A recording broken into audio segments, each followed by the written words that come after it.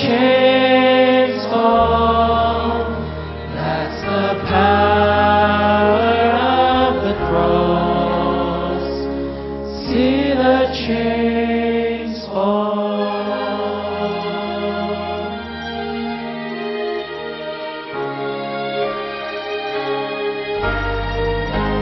Once a stranger, now a child, empty, now filled, once condemned, now reconciled,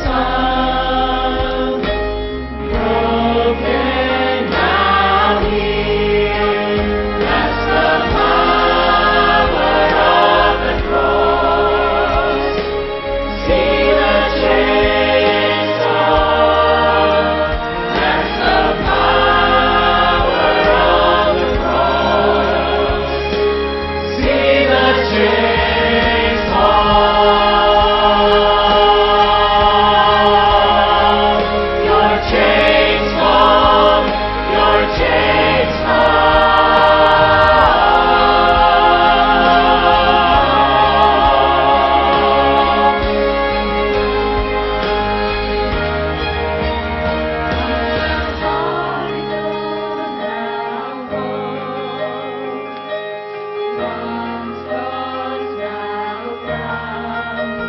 Once an enemy, now a friend.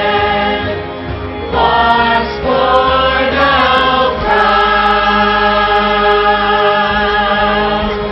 That's the power of the cross. See the chains fall. That's the power of the cross. See the chains fall. That's the power of the cross. See the chains fall.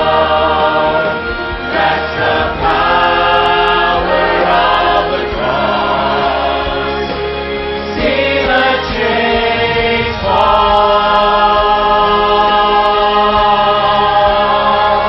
Your chains fall.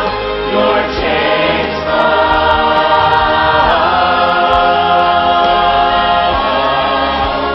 That's the power of the cross.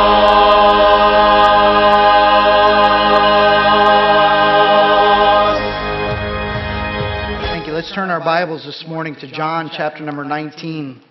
John chapter number 19. If you'd like to follow along with the sermon notes, there's a QR code on the screen behind me, as well as in your bulletin. Here in John chapter number 19, Jesus Christ has been arrested. He has been through the sham trial by the Jewish religious leaders and brought before Pilate. Pilate, knowing that Jesus Christ was innocent, has looked for ways to set him free. He even presented Jesus against the murderer, Barabbas, and offered to set one of them free.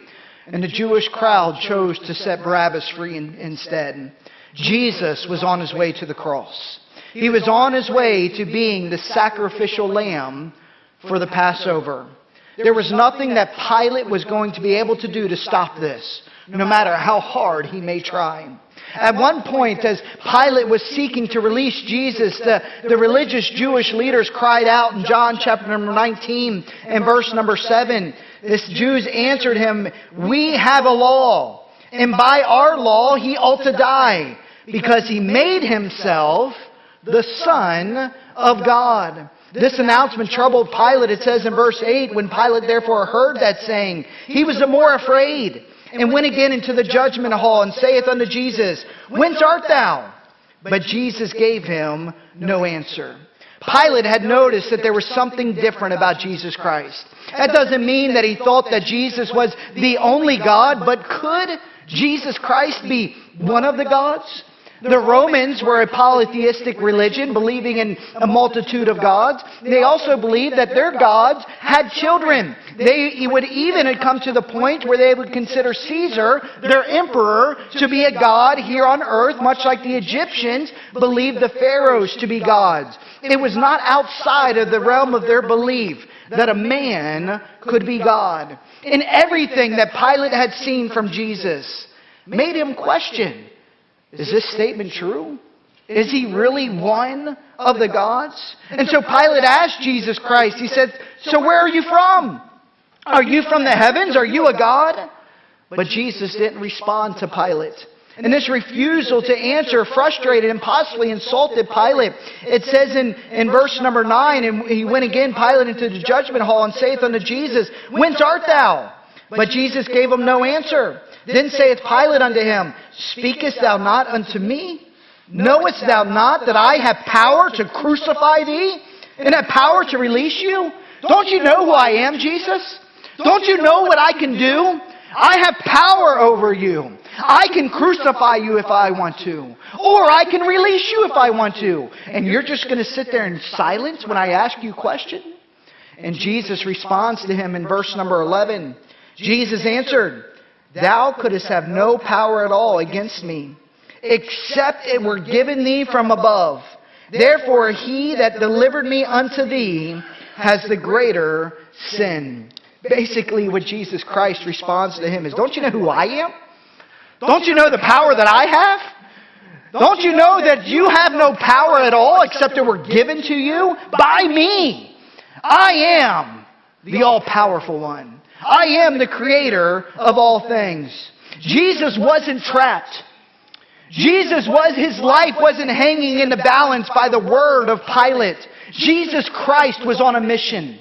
Jesus was on his way to being the Passover lamb. The Jews in just a couple of hours are going to be celebrating the Passover. We're celebrating the time in Egypt where they sacrificed the lambs and they spread the blood over the doorpost so the death angel would pass over them. And every year they celebrated this feast by sacrificing lambs, by bringing in these innocent lambs to die for them. But this year, God was making the sacrifice.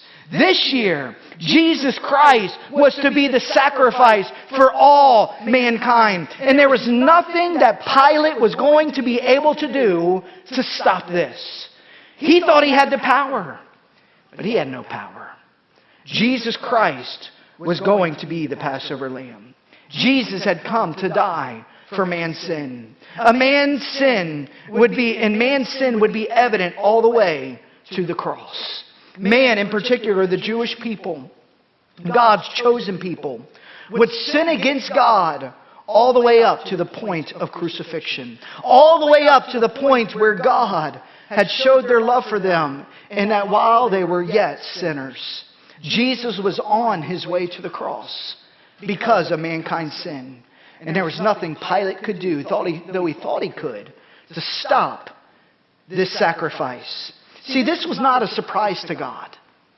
This didn't catch God off schedule here. This was all part of the plan of God. He knew what man would do. And he knew that man needed someone to pay the price for their sin. He knew he would be despised and rejected of men. He knew that he would be wounded for our transgressions and bruised for our iniquities. He knew that he would be oppressed for the afflicted. Yet he would not open his mouth. He was a lamb brought to the slaughter, as was prophesied hundreds of years before by the prophet Isaiah. He knew this was coming. He knew he was headed to the cross to be the sacrifice for our sin.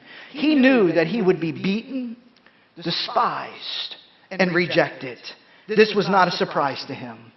Let's take a few moments this morning and walk with Jesus as he heads to the cross of Calvary. First of all, we're going to see that he was beaten. In chapter number 19 of John, in verse number 1, the Bible says, Then Pilate therefore took Jesus and scourged him.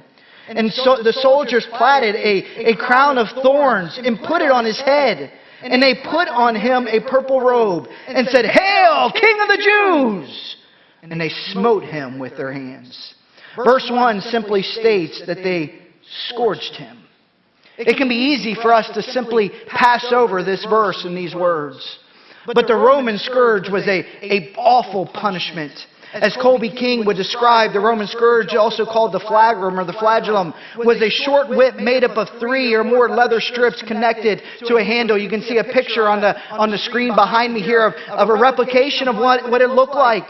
From this word, we get our English word, this word of flagellum, we get our English word fillet.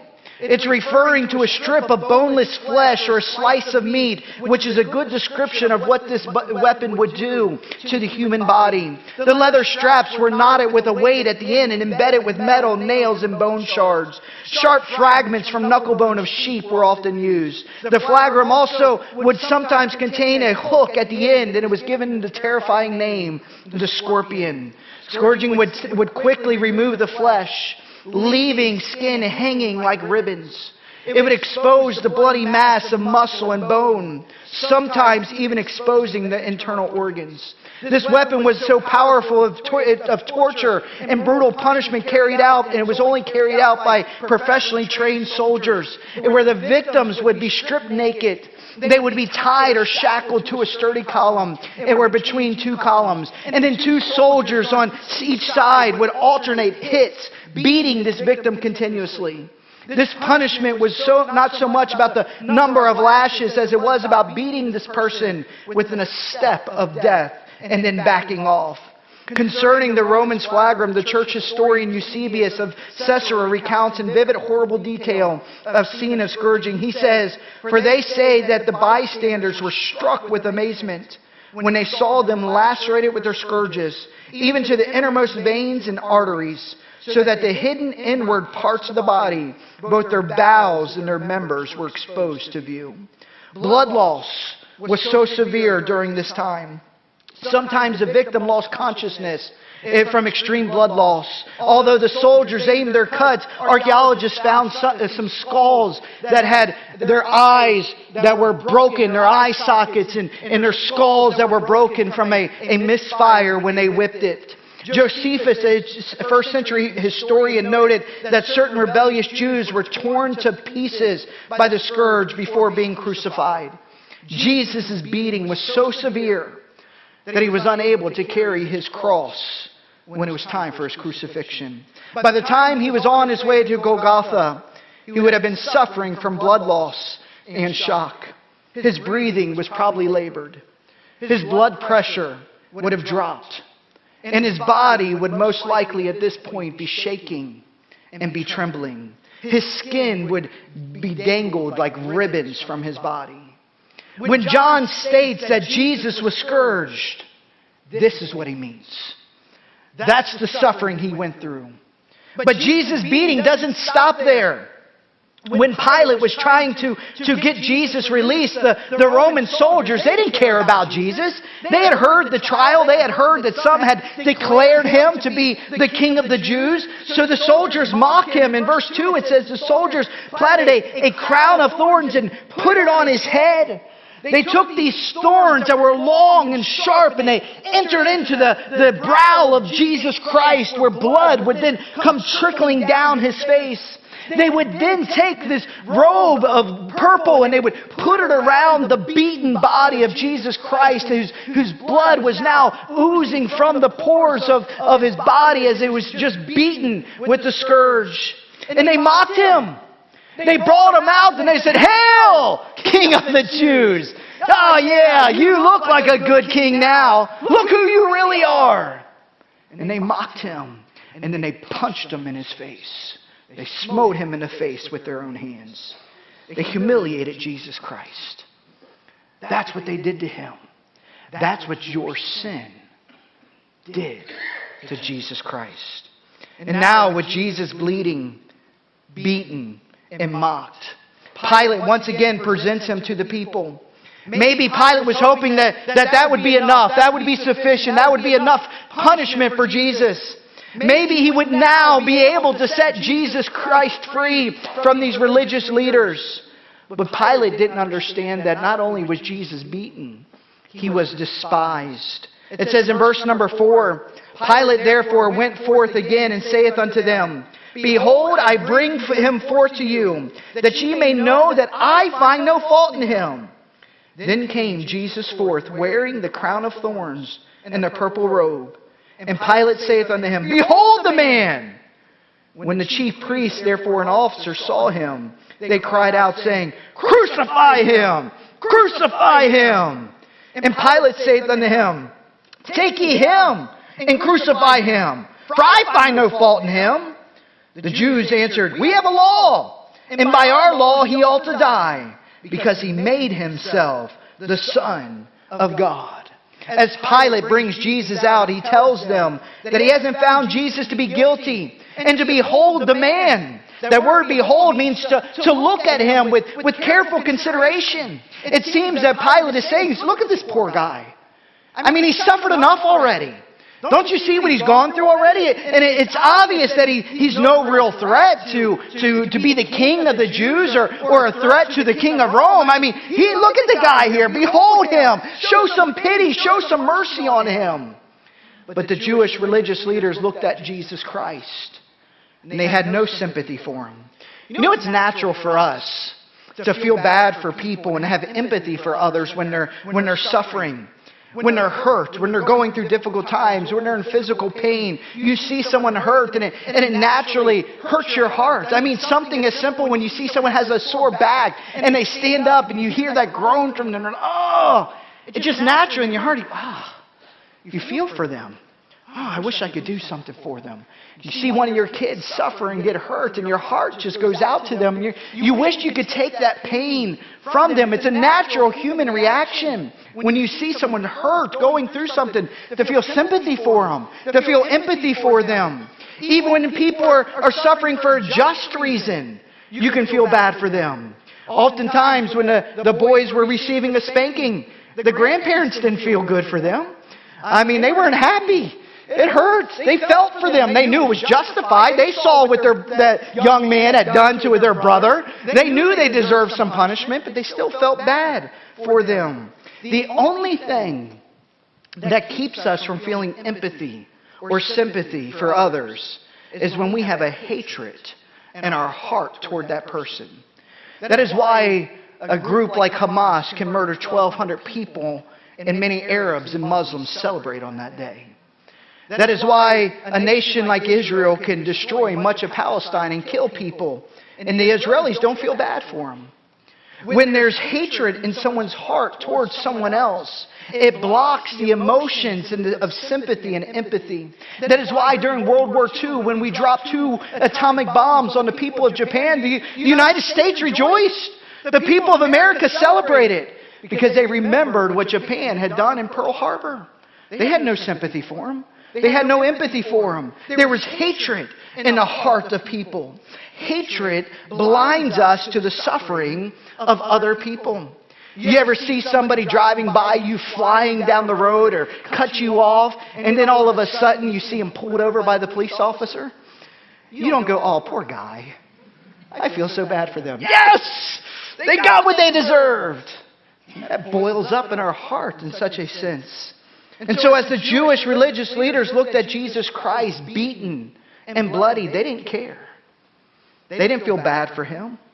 Instead, they cried out, Crucify him! Crucify him! He deserves more! He deserves worse! The beating was not enough. He had to die. And Pilate didn't understand.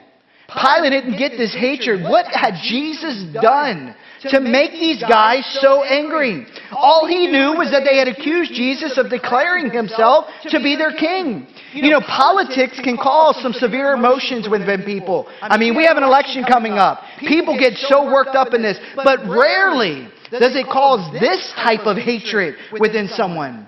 But then the truth comes out. What was it that made the Jews so angry? It was the fact that he declared himself to be God. But it obviously wasn't just a declaration.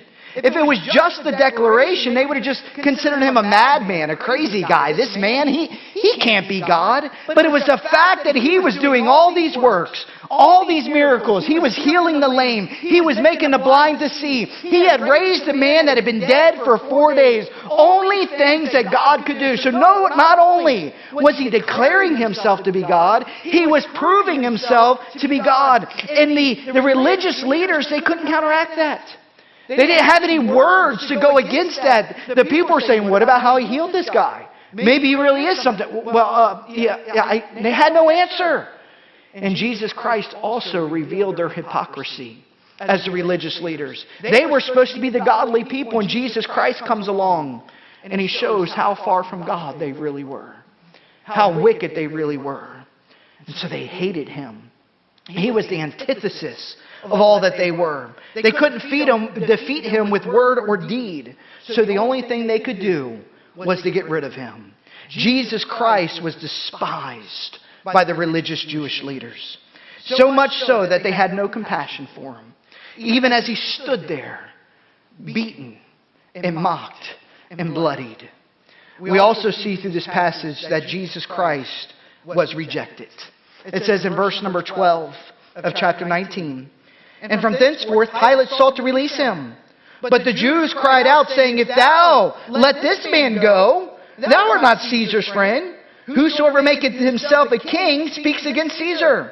When Pilate therefore heard that saying, he brought Jesus forth and sat down in a judgment seat in a place that is called the Pavement, but in the Hebrew Gabbatha. And it was the preparation of the Passover, and about the 6th hour. And he saith unto the Jews, behold your king! But they cried out, away with him! Away with him! Crucify him! Pilate saith unto them, shall I crucify your king? The chief priests answered, we have no king but Caesar. We have no king but Caesar. Pilate, seeing that he was not going to be able to peacefully free Jesus Christ from execution, now brings him to the judgment seat. The word Gabbatha in verse 13 means an elevated place. This was on the western wall of the city of Jerusalem, located just outside of Pilate's judgment hall. And the graphic you can see on the screen behind me, you can see how an artist viewed the Gabbatha to look like. At this elevated place of judgment would have been a judgment seat or a bema seat where Pilate would have sat to issue out his final verdict. As we zoom in on the screen here, you can see where this judgment seat would have been. If you head over to Jerusalem today, you can see what this place was look like in this comparison on this next slide. You can see the comparison of the wall and likely where this judgment seat have taken place. And some have believed that you can also find the steps, as you can see the circle part that's leading up to it. The previous screen where the circle part, the steps that were going up to it. This screen here, you can see this is a rendering of where it was knocked down. That rock was knocked down. They believed that was the possible judgment seat. And so as Jesus is brought forth to this elevated place, Pilate yells out to the crowd, behold your king. Behold your king. And they cry out, we don't have any king. Crucify this guy. And then the chief priests cried out something that I believe they couldn't imagine they would have said just hours before. In verse 15, look at it again, the last part. They said, we have no king but Caesar. We have no king but Caesar. The Jewish religious leaders were stating that the hated Roman Caesar was their king. You know, when you're angry, you say stupid things. You say things that you could have never imagined saying. I mean, have you ever been upset with your wife or with your kids and something comes out of your mouth or you do something, then 5 minutes later you go, why did I say that? Why did I do that? That was so dumb. But when you're angry, when you're upset, you're driving along and someone cuts you off and something just takes over you. And you go and run around that person and you cut them off and then you go, why did I do that? That was so silly. I put my life at risk.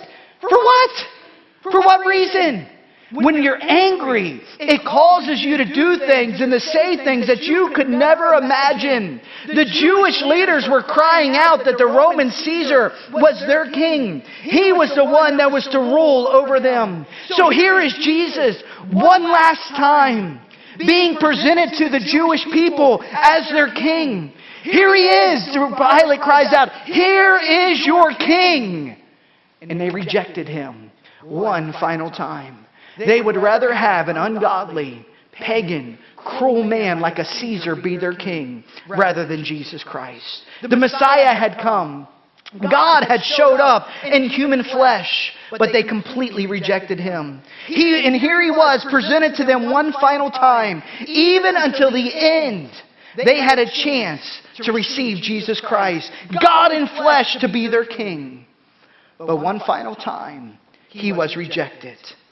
You know, God is so kind. God is so merciful. The Bible tells us that God is long-suffering toward us. He gives us every possible chance to accept him as our king and as our God. Even unto the end, he was presented as their king. But the Jews rejected him.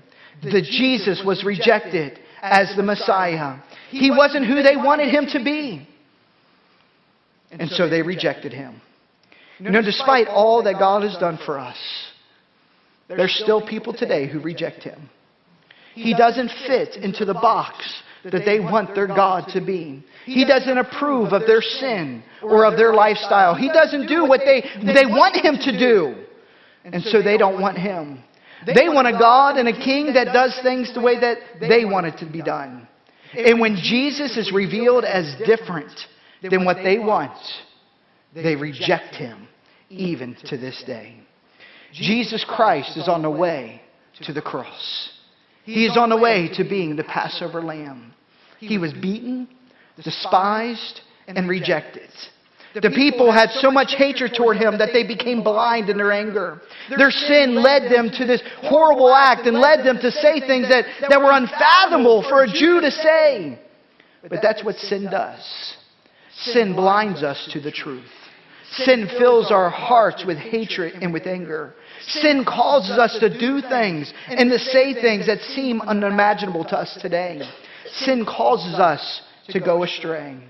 But thankfully, God is a God of love. For this purpose, he came into the world. No man took his life. Jesus laid his life down. Even after being beaten, despised, and rejected, he loved us. He loved us enough to go all the way to the cross for us. It tells us in Isaiah chapter number 53, speaking of Jesus in prophetic form, he is despised and rejected of men, a man of sorrows and acquainted with grief. And we hid, as it were, our faces from him. He was despised and we esteemed him not. Surely he has borne our griefs and carried our sorrows. Yet we did esteem him stricken, smitten of God, and afflicted. But he was wounded for our transgressions. He was bruised for our iniquities. The chastisement of our peace was upon him. And with his stripes we are healed. All we like sheep have gone astray. We have turned everyone to his own way. And the Lord has laid upon him the iniquity of us all. Jesus was beaten, despised, and rejected for us. Because we deserve to be beaten, despised, and rejected for our sin. But Jesus took that all upon himself. And he took it all the way to the cross to be the Passover lamb, to die in our place. Oh, what love. Oh, what love God has for us. Have you experienced this love? Have you experienced the forgiveness of your sin that only God can offer you through Jesus Christ? Do you meditate on what your sin cost Jesus Christ? Every time you get angry, every time you envy, every time you covet, every time you lie, that's what Jesus was beaten for. That's what Jesus was crucified for. Sin is not a light matter. But Jesus loved us to die in our place. Oh, what love that he has for us. Let us pray. Father, thank you for joining us for part of a Sunday service at Community Baptist Church. I hope to meet you soon. May God impress His love upon your heart this week.